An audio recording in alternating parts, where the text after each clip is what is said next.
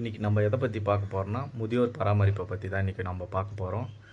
அவங்களுக்கு தேவையான சின்ன சின்ன மாற்றங்கள் என்னென்ன வேணும், என்னென்ன முக்கியமான பொருட்கள் வேணுன்றதை நம்ம பார்ப்போம். இன்றைக்கி பார்த்திங்கன்னா நிறைய வீட்டில் பார்த்திங்கன்னா கட்டில் ஹைட்டாக இருக்கும், அதில் தான் அவங்க ஸ்டே பண்ணுவாங்க.